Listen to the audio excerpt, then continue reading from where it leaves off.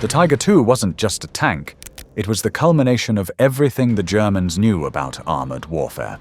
185 millimeters of sloped armor made it impenetrable, with a gun that struck fear in the hearts of the Allies.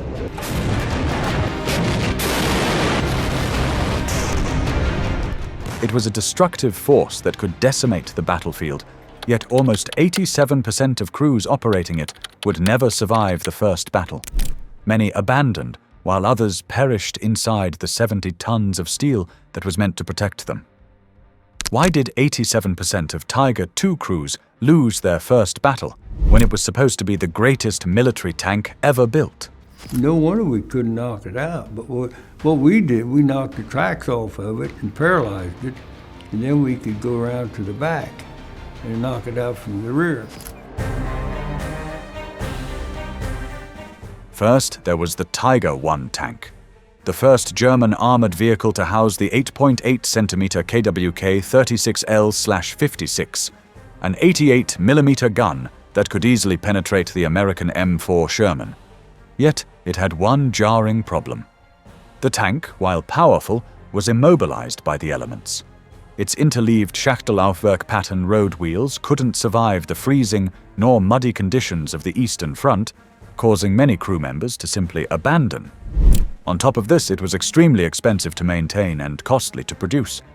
So, the Germans came up with a new plan. One that combined the powerful armament of the Tiger I while making it more efficient on muddy terrain. Thus, the Tiger II was born. But little did the Germans know that this upgrade would lead to even more losses on the battlefield.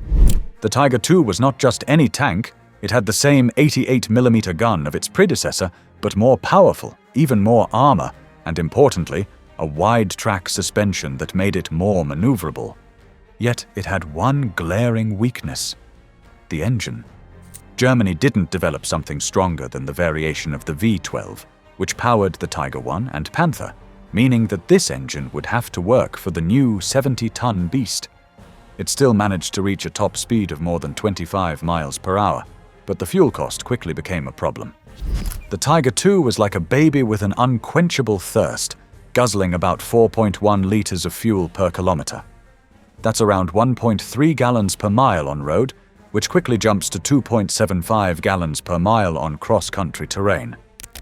Yet Hitler didn't care, believing that the Tiger II would once again instill the same fear in the Allies as the Tiger I. Am 30. Januar dieses Jahres wurde die neue.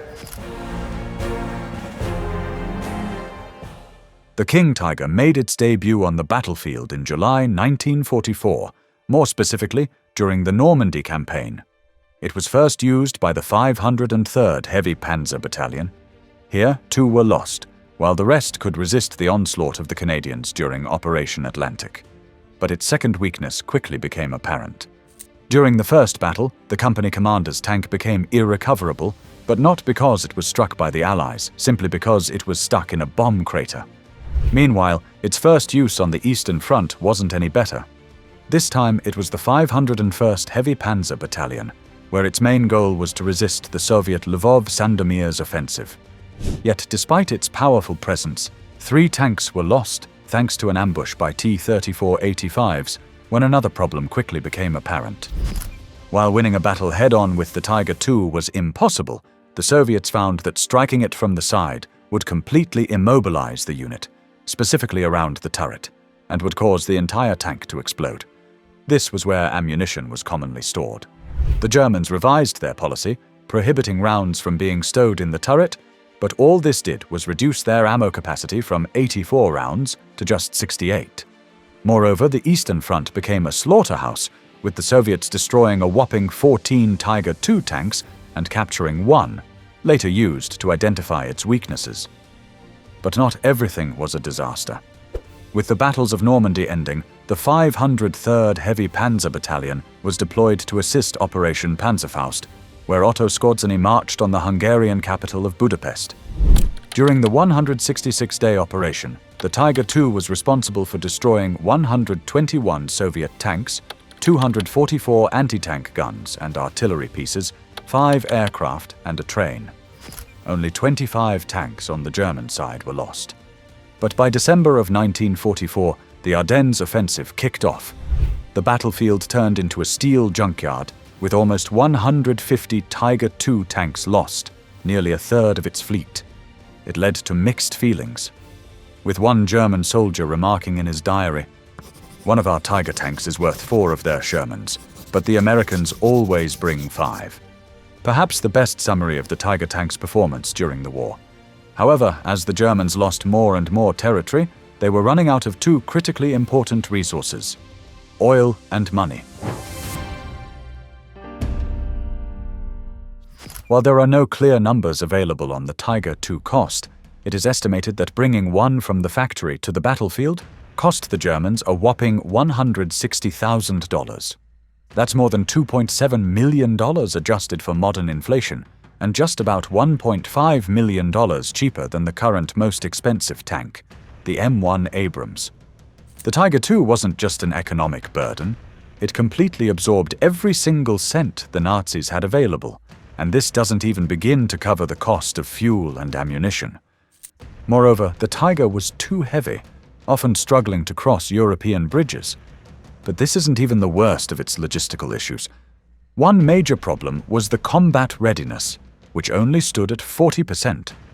This meant that for every 10 Tiger tanks transported to the front lines, only 4 would be ready for combat.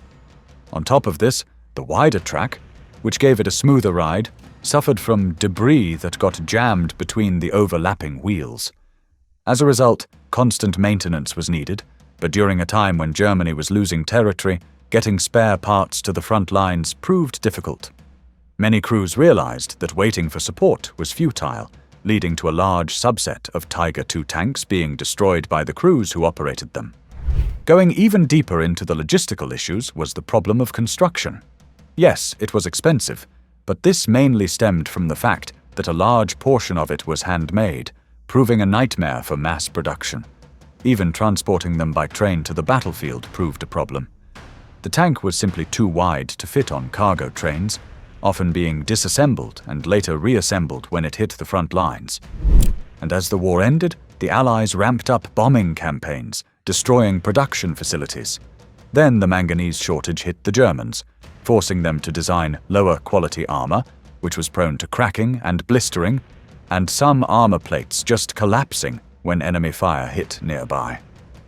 And while 492 of these tanks were built, they were always outnumbered 10 to 1 on the battlefield, leading to more casualties than the German army could withstand. As the war drew to a close, the Tiger II became a sitting duck, even in the streets of Berlin. Its exceptional length became a weakness. The tank couldn't maneuver, nor turn effectively in the narrow German streets. The Allies and Soviets used their smaller, more maneuverable tanks to flank the Tiger II, often firing at it from the side and the rear, where the armor was weaker. Many German soldiers lost their lives, while all that remained of the King Tiger was a wreck and a big pile of rubble. Of the almost 500 tanks that ever made it to the battlefield, almost 80% were destroyed, with more than 85% of those destroyed, falling in the first combat mission. If the Allied strikes didn't immobilize them, it was the crews themselves, abandoning and setting fire to prevent the tanks from falling into enemy hands.